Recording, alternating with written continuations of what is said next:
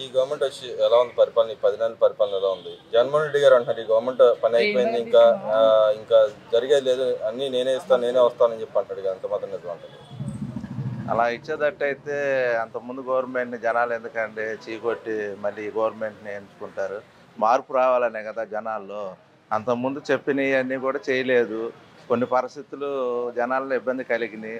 ఇసుక ఒకటి, పనులు లేక, కొన్ని సబ్జెక్టుల వల్ల గవర్నమెంట్ మీద బ్యాడ్ వచ్చేసింది.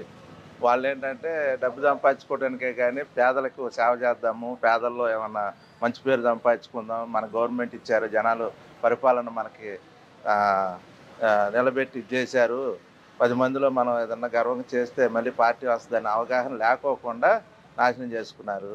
జనాలు చూశారు, చూసి 5 సంవత్సరాలు ఈ పరిపాలన మనకు వద్దని చెప్పి మార్పు కావాలని తెలుగుదేశం పార్టీకి చంద్రబాబు నాయుడు గారికి పట్టం కట్టి లోకేష్ బాబు గారికి మంగళగిరిలో ఇంత మెజార్టీ ఇచ్చి 92,000 మెజార్టీ ఇచ్చేసి గెలిపించుకున్న ప్రజలకి లోకేష్ బాబు గారి వాళ్ళ నేనున్నాను, నా కుటుంబం ప్రజలు, నా కుటుంబం వంటిది నా ప్రజలైన మంగళగిరిలో ఉండవల్లి నుంచి స్టార్ట్ చేసి ఇళ్ల పట్టాలు కానీ ఇళ్ల స్థలాలు కానీ ప్రజలు పాదయాత్రలో ఏమైతే ఆయన గారికి అర్జీలు పెట్టుకున్నారో ఒక్కోటిగా నెరవేర్చుకుంటూ వస్తున్నారు. అంటే ఇక్కడ వైసీపీ నాయకులుగా మాట్లాడుతున్నారు, దేనికి చూసినా పచ్చరంగు పులుచుకుంటున్నారు, మేము ఇచ్చినవి కూడా వాళ్ళు పచ్చరంగు పులుచుకుంటున్నారని చెప్పి అన్నారు. నిజంగానే వాళ్ళు ఇచ్చినవి కూడా మీరు పచ్చరంగు పులుచుకుంటున్నారా?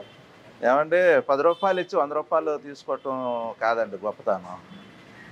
100 రూపాయలు ఇచ్చి 10 రూపాయలు అయినా సరే మనం ఇబ్బంది పెట్టినా 100 రూపాయలు ఇస్తున్నాం.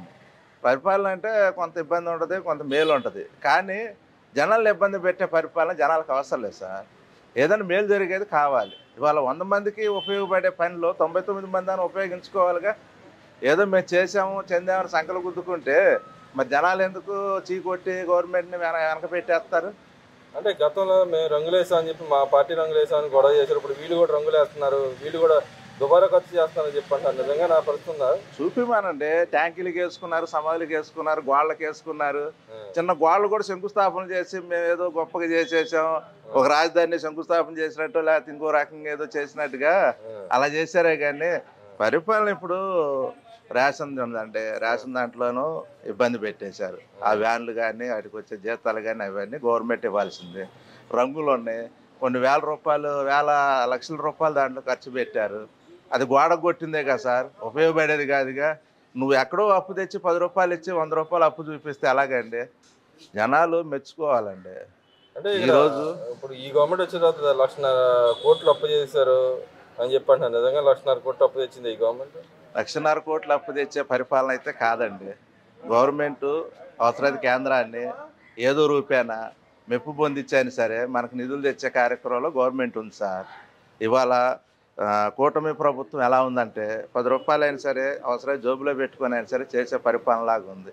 అప్పు చేయాల్సిన అవసరం చంద్రబాబు నాయుడు గారికి కానీ కూటమి ప్రభుత్వానికి కానీ లేదండి. అంటే ఇక్కడ సంక్షేమ పథకాలు ఇస్తా అంటున్నారు, ఇప్పుడు అన్న మాట వదిలేశారు, మడవం తిప్పేశారు, మాట మీద నిలబడతలేదు, నేనే వస్తాను 3 ఏళ్ళలో మళ్ళీ చెప్తా ఉన్నాడు కదా. అసలు ఎలా సార్? ఇప్పుడు పిల్లవంగాళ్ళే ఎమ్మటే పిల్లలు కలగాలంటే ఎలాగండి?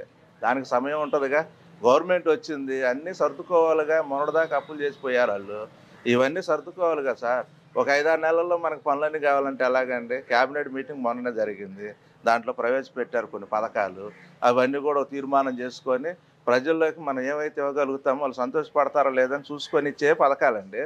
ఇవాళ ఏదో మనం మాట ఇచ్చేసి ఒక నెలలో చేసి సంవత్సరం పాటు ఏడిపించేసే గుణం కాదు కదా కావాల్సింది. పరిపాలన అంటే అన్ని రకాలుగా మనం ఇచ్చేది ఉపయోగపడాలి. ఒక రోజు లేట్ అయినా సరే 10 మందికి ఉపయోగపడేటట్టుగా చేయాలన్నదే గవర్నమెంట్, మా టీడీపీ గవర్నమెంట్ లక్ష్యం అనమాట. అంటే ఆయన అన్నాడు, నేను మాట మీద నిలబడతాను, నిబద్ధతతో కలిగిన వ్యక్తిని. చంద్రబాబు నాయుడు మాట మీద నిలబడ్డు, మోసమే చేస్తాడు, ఆయన నిలబడ్డు మోసాలు చంద్రబాబు అని చెప్పి అంటున్నాడు కదా. మోసం చూపించమానండి. వాళ్ళ హైదరాబాద్లో 20 సంవత్సరాల కింద డెవలప్ చేశాడండి. ఇప్పుడు కూడా లెజెండ్ అని ఒప్పుకుంటున్నారు. అది మోసం చేసింది కాదుగా. ఆయన చేసిన కార్యక్రమాల డెవలప్మెంట్ మొత్తం నిలబడిపోయింది. మోసం అంటే ఏంటి సార్? గెలిచి ఎటన్నా వెళ్ళిపోవటం మోసం, లేకపోతే బెంగళూరు లేకపోతే ఇంకోటి గెస్ట్ హౌస్ కాడ పండుకోవటం మోసం. ఆయన ప్రతిక్షణం మొన్న వరదలు వచ్చిన విజయవాడలో నిద్రపోకుండా పడవల్లో తిరిగి చేయాల్సిన అవసరం ఏముందండి? గెలిచాక ఇప్పుడు అధికారం ఫుల్గా ఇచ్చారు, 170 సీట్లకి ఇప్పుడు 160 దాకా వచ్చినాయి. ఎందుకు అతను మోసం చేయాల్సిన అవసరం? ప్రజలు ఒకసారి మోసపోయాము, ఈయనైతే మనకి సరిపోతాడు, రేపొద్దున ప్రధాని అయ్యే అవకాశం కూడా చంద్రబాబు నాయుడు గారికి అవగాహన కల్పించే ఇప్పుడు పరిపాలన బట్టి రేపొద్దున భవిష్యత్తు కూడా చంద్రబాబు నాయుడుకి పరిపాలనలో ప్రాధాన్య అయ్యే అవకాశం ఉందని నేను గొప్పగా చెప్తున్నాను సార్. అంటే ఎలా అవుతారంటారు మరి? సెంట్రల్లో చక్రం తిప్పేవాళ్ళు మోడీ గారు ఉన్నారుగా, ఎలా అవుతారు ఉన్నారు సార్. ఇప్పుడు మోడీ గారి తర్వాత ఒక రాజకీయ పరిపాలనలో లెజెండ్గా ఉన్నది చంద్రబాబు నాయుడు గారు సార్. రానున్న రోజుల్లో ఏపీకి సీఎం లోకేష్ బాబు గారు, కేంద్రంలో ప్రధాని చంద్రబాబు నాయుడు గారు ఉంటారని మేము ఆ దేవుణ్ణి ప్రార్థిస్తున్నాం సార్. అదేవిధంగా చూస్తుంటే నేను పేదల పక్షపాతిని వీళ్ళు రిగ్గింగ్ చేసి గెలిచారని చెప్పి అంటారు. నిజంగా రిగ్గింగ్ చేసి గెలిచారు ఈ గవర్నమెంట్? అవును, పోయినసారి వాళ్ళు గెలిచారు. అది రిగ్గింగేనా? ఇవాళ రిగ్గింగ్ చేయాలంటే అంత అవసరం లేదు సార్. ప్రజల్లోకి వెళ్ళారు, వాళ్ళ సమస్యలు తెలుసుకున్నారు, అభివృద్ధి పక్కన పెట్టారు, ప్రజల హృదయాన్ని గెలుచుకోవాలనే భావంతో ప్రజల్లోకి వెళ్ళి వాళ్ళ మనసును గెలుచుకున్నారు. రేపొద్దున మేము ఇది చేసాము, ఇది చెందామని చెప్పుకోవడానికి గర్వంగా కూడా ప్రతిదీ అమలు చేసి తీర్చి అప్పుడు జనాల్లోకి వెళ్తామని నిన్న కూడా లోకేష్ బాబు గారు చెప్పారు. నేనేమైతే హామీలు ఇచ్చానో రాష్ట్రం కానీ కేంద్రంలో ఇక్కడ రాష్ట్రం కానీ జిల్లాలో కానీ నేను ఒక ఎమ్మెల్యేగా ఓడిపోయిన తర్వాత నేను ఏమైతే హామీలు ఇచ్చానో ప్రతిదీ కూడా నేను నెరవేర్చి ప్రజల్లోకి మళ్ళీ ఓట్లు అడగడానికి వస్తాను. అదే తీరిగా మన రాష్ట్రం మొత్తం కూడా ఎమ్మెల్యేలకి అదే బాధ్యత అప్పచెప్తారని నేను నమ్ముతున్నాను. అదేవిధంగా నిన్న షర్మిల గారు మాట్లాడుతూ ఉంది, మీకు ఎంత బుద్ధి చెప్పినా బుద్ధి రావట్లేదు, మీకు ప్రజలు ఇచ్చింది తీర్పు ఇచ్చినా కూడా ఇంకా బుద్ధి రావట్లేదు, నా మీద అపండాలు వేస్తున్నారు, నాకు టీడీపీకి సంబంధం లేదు, పదే పదే నా మీద అభియోగాలు మోపుతారని చెప్పి అంటుంది కదా, దాంట్లో ఎంత ఉందంటారు? అదే ఇప్పుడు ఆమెను అడ్డం పెట్టుకునేది రాజకీయం చేయాలని చూస్తున్నారు సార్. షర్మిల గారి వల్ల మనకేం లాభం లేదు, మా గవర్నమెంట్కి ఇబ్బంది లేదు, లాభం లేదు. మాట్లాడినంత మాత్రాన మేమన్నా వెళ్ళి ఆమె గారు అమ్మ మీరు ఉండాలి పరిపాలనలో, లేకపోతే మాకు మద్దతుగా ఉండాలని మేము కోరుకుంటే వాళ్ళు విమర్శించినా బాధ లేదు. వాళ్ళ వల్లే కదా షర్మిల గారు అలా మాట్లాడుతుంది. వాళ్ళ కుటుంబ విమర్శల వల్ల, ఆమె గారికి చిన్న చిన్న సబ్జెక్టుల వల్ల వాళ్ళకి ప్రాబ్లాలు ఉండి కొద్దిగా చంద్రబాబు నాయుడు గారి మంచితనం ఆమెకు తెలుసు కాబట్టి సొంతాన్ని ఇలా చేశాడని ఆ అభియోగాలతో ఆమె గారు ఏంటి చంద్రబాబు నాయుడు గారితో మంచిగా ఉంటుంది. దాని మాత్రాన ఇప్పుడు ఆమె వల్ల మాకు ఒరిగేది లేదు, లేకపోతే నష్టం లేదు సార్. విమర్శిస్తుంది మీ పార్టీని కూడా విమర్శిస్తుంది. ఇంకా ఆరోగ్యశ్రీ బంద్ చేశారు ఈ గవర్నమెంట్ వచ్చిన తర్వాత, డబ్బులు కట్టనేది మిమ్మల్ని విమర్శిస్తుంది. కానీ వైసీపీ నాయకులు ఎందుకు కనపడతలేదు అంటారు? ఈ పార్టీకి ఫేవర్ గా ఉందని చెప్తా ఉన్నారు పదే పదే. అంటుంది ఇంకో మాట కూడా అంటుంది, పచ్చ కళ్ళకి పచ్చ కామెలకి పచ్చగానే కనపడతా ఉంటుంది, పదే పదే నా మీద చేస్తున్నారని చెప్పి ఆమె కదా. షర్మిల మీద మేము అబండాలు వేయాల్సిన అవసరం లేదు సార్. షర్మిల గారు అన్నీ తెలుసుకొని మాట్లాడాలి. పాత గవర్నమెంట్లో 1000 కోట్లు అప్పు చేశారు.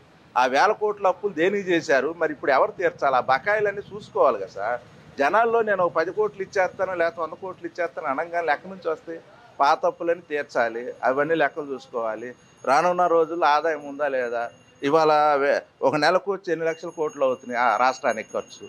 ఇవన్నీ బేస్ చేసుకొని చేయాల్సిందే కానీ సూటిపోటు మాట్లాడేసి చేసే వాళ్ళని కూడా చేయనీయకుండా చేయాలని వీళ్ళ ప్రయత్నం సార్. రానున్న రోజుల్లో అది ప్రతిపక్షంగానో లేకపోతే మిత్రపక్షంగానో ఉండి దూసుకుపోయి ఏదో చేయాలి చెందాలి అనుకుంటారు. కానీ టీడీపీ పార్టీ మీద బురద దల్లాలనే కార్యక్రమం చేసిన వాళ్ళు ఎవరు రాష్ట్రంలో పనికిరారు, ప్రజలు దూషిస్తారు. నిన్న చంద్రబాబు నాయుడు పార్టీ హక్కులు కాదు వాళ్ళకి. అదే నిన్న చంద్రబాబు నాయుడు గారు డబుల్ డిజిట్ గ్రోత్ అది అందుకుందాం, మనం ఇంకా జీడిపి రేట్లో వృద్ధి చెందామని చెప్పి అన్నారు. కానీ జగన్మోహన్ రెడ్డి గారు నేనున్నాక అప్పులు చేస్తానని చెప్పి అన్నారు, ఈ గవర్నమెంట్ వచ్చిన తర్వాత అప్పులు చేస్తానుంది, కానీ వృద్ధి రేటు యాడ్ నుంచి వచ్చింది అని చెప్పి అడుగుతున్నాడు ఆయన. దాన్ని ఎలా చూస్తారు? వాళ్ళే అన్నారు కదా సార్, ఇప్పుడు అసెంబ్లీలో అన్నారు మాకు అవసరాన్ని బట్టి అప్పులు చేయాలి తప్పదు అన్నారు. ఇప్పుడు ఒక ఇంట్లో ఒక రోజువారీ తీసుకొని 15,000 దానికి సమస్య ఏందనేది ఇంట్లో కొన్ని వస్తువులు కొనుక్కోవడానికో లేదా కుటుంబ అవసరాలతో తీసుకుంటున్నారు. దాన్ని మళ్ళీ పని చేసుకోనో లేదా కష్టంగా వ్యాపారస్తులు ఏదో రూపాయినా ఆ రూపాయిని చెల్లుబాటు చేసుకున్నారు. కొద్దిగా అడ్జస్ట్మెంట్ల వల్ల కొన్ని అప్పులు చేయాల్సి వస్తాయి సార్, తప్పదు. రాష్ట్రంలో నిధులు లేవు, ఇబ్బందులు పడుతున్నాము, ఆదాయం లేదు. ఆ పరిస్థితులు ఏం చేస్తారు? మనకు 1 లక్ష కోట్లు ఇవాళ వదలాలి, రేపొద్దున మళ్ళీ ప్రజల్లోకి మాట ఇచ్చాం కాబట్టి తప్పదు. చిన్న చిన్న సమస్యలు వస్తాయి సార్, ఏదో కొద్దిగా గొప్ప అప్పు చేయాల్సి వస్తుంది, తప్పదు. ఎవరైనా సరే ఏ రాష్ట్ర పరిపాలన అయినా సరే అప్పు చేయాల్సి వస్తుంది. దానికి విమర్శించి మాట్లాడాలి. అప్పులు చేసి స్విచ్ బ్యాంకులో దాచుకొని లేకపోతే లక్షల కోట్లు దాచుకొని చేసేవాళ్ళు అయితే విమర్శించి మాట్లాడమనండి. ప్రజల్లోకి అన్నీ తీసుకెళ్ళి వాళ్ళ రూపాయి కూడా ఖర్చులు కూడా వాడుకోకుండా అన్నీ ప్రజలకే అంకితం చేయాలని కొన్ని చిన్న చిన్న సమస్యలు ఉన్నా కానీ ఏదో రూపాయి వాళ్ళకి ఉన్న పలుకుబడిని బట్టి బయట నుంచి ఈ ఫ్యాక్టరీలు తేవటం కానీ లేదా చిన్న అనేది ఏమంటారు పరిశ్రమలు కానీ తీసుకురావాలనే ఉద్దేశంతో చంద్రబాబు నాయుడు గారు ఉన్నారండి. ఆ పరిస్థితి ఇప్పుడు రాష్ట్రంలో కలుగుతుంది. వీళ్ళు దూషించినంత మాత్రాన పరిపాలన మేమేమైతే హామీలు ఇచ్చామో ఆ హామీలు జనాల్లోకి తీసుకెళ్తాం. అదేవిధంగా ఏదైతే రొయ్యల పరిశ్రమకు సంబంధించి అమెరికా సుంకాల మూలాన దెబ్బతింటా ఉంది, దానికి నిన్న సమీక్షించి 200 రూపాయలు ఎక్స్ట్రా ఇవ్వమని చెప్పి అడిగారు ఎవరైతే ఉన్నారో బయర్స్ని. కానీ జగన్మోహన్ రెడ్డి గారు అంటున్నారు ఈ కూటమి ప్రభుత్వం వచ్చిన రొయ్యల రైతులందరూ రోడ్డు పాలయ్యారు, అసలు వాళ్ళకి ఏమి ఇవ్వట్లేదని చెప్పి అంటున్నారు. నిజంగా నా పరిస్థితి ఉందంటారా? లేదండి, ఇప్పుడు 5 నెలలే కదా వచ్చింది పరిపాలన. ఇవన్నీ చూసుకోవాలి కదా సార్. ఇప్పుడు మాట్లాడగానే సరికాదండి, 2-3 నెలలు ఆగండి. మా పరిపాలన ఏంటో మేము ఎవరికైతే న్యాయం చేయగలుగుతున్నామో వాళ్ళ చేత మేము చెప్పేస్తాం. మాకు విమర్శలు అవద్దు, మిమ్మల్ని నమ్ముకొని మేము మోసపోయాము, మేము ఈ గవర్నమెంట్ని ఒక నెల 2 నెలలు చూస్తాము, మాకు ఏ ప్రాబ్లం లేకుండా ఒక కుటుంబంలాగా చూసుకొని మాకు న్యాయం చేస్తారని నమ్మకం ఉందని ఇప్పుడు మేము అది నిరూపించుకున్నామని కూడా మేము చెప్పగలుగుతాము, వాళ్ళ చేత చెప్పించగలుగుతాం సార్ రానున్న రోజు. అదేవిధంగా మంగళగిరిలో ఏదైతే అభివృద్ధి కార్యక్రమాల్లో బిగిన్ చేశారు లోకేష్ గారు, గతంలో ఇచ్చిన హామీలు ఎంత మాత్రం నెరవేర్చారంటారు?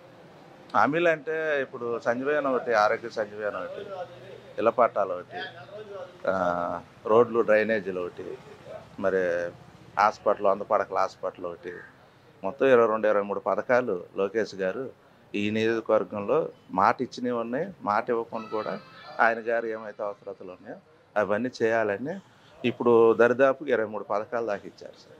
అవన్నీ కూడా అమలు జరుగుతున్నాయి. ఇంకా ఎవరికైతే ఇల్లు లేని వాళ్ళు ఉన్నారు, పట్టాలు లేని వాళ్ళు ఉన్నారు, ఉద్యోగాలు లేని వాళ్ళు ఉన్నారు, వీటన్నిటికి కూడా లోకేష్ గారు ఒక ప్రణాళికని రూపొందించారు. మున్సిపాలిటీ వాళ్ళు కానీ, మంగళగిరి కానీ, తాడేపల్లి కానీ ఈ యొక్క నియోజకవర్గంలో ఉన్న సమస్యలన్నీ కూడా ప్రతిరోజు ఒక గంటన్నర సరే వాళ్ళతో మాట్లాడి పరిస్థితులన్నీ తెలుసుకొని సారు ఏమైతే మనం హామీలు ఇచ్చామో వాటికన్నా ఇంకా రెట్టింపుగా రేపొద్దున జనాలు మన దగ్గరకు వచ్చి ఇది సమస్య, ఇది ప్రాబ్లం అని చెప్పుకోకుండా ఉండాలని 23 పథకాలు మాత్రం అమలు చేయడం జరిగింది సార్. ఇవాళ వరకు కూడా ప్రజలు మంచి పరిపాలన అనే పేరు మంచిగా ఆయన ఆశించేటట్టుగా జనాలు ఆలోచనలు అలా ఉన్నాయి సార్. అంటే మరి ఈ కంచుకోటగా మారితే నెక్స్ట్ రాబోయే రోజుల్లో టీడీపీకి మంగళగిరి చెప్పాను కదా సార్, మంగళగిరి వల్ల సీఎం అయ్యే అవకాశం ఉంది సార్. మంగళగిరి నియోజకవర్గంలో ఏవైతే పనిచేశారో రాష్ట్రం మొత్తం కూడా అదే కోరుకుంటారని లోకేష్ బాబు గారు ఒక నియోజకవర్గాన్ని ఇలా చేశారు. మన రాష్ట్రం మొత్తం కూడా సీఎంగా ఉంటే రానున్న రోజుల్లో ఆ ఆలోచనతో ఉన్నారు కాబట్టి అంత రాష్ట్రం అంతా కూడా ఇదే జరిగిద్దే నేను అనుకున్నాను. మొన్న ఒక మాట అన్నారు సార్, మేము వాళ్ళు కూర్చొని మాట్లాడుతుంటే, నేను ఇక్కడ ఇళ్ళ పట్టాలు ఇచ్చాను కాబట్టి ఈ 150 ఎమ్మెల్యేలు కూడా 150 మంది ఎమ్మెల్యేలు కూడా అదే పద్ధతి చేయాలి, ఎందుకంటే నేను చేశాను కాబట్టి నన్ను చూసి వాళ్ళు చేస్తారనేదేమో వ్యక్తం చేశారు. ఆ పరిస్థితి ఇప్పుడు లోకేష్ గారు చేశారంటే అందరు ఎమ్మెల్యేలు ప్రతి కార్యక్రమానికి మంగళగిరిలో ఏమైతే జరుగుతున్నాయో అన్ని ఏరియాల్లో కూడా అలా చేయాలని వాళ్ళకు ఉంటుంది కదా సార్. మంచి పేరు తెచ్చుకోవాలి, జనాల్లో పరిపాలన చేయాలి, సారే ఇచ్చారు మేము ఎందుకు వెళ్ళామన్న ఆలోచన ఉంటుందిగా, అలా ఉంటుందని మేము భావిస్తున్నాం సార్.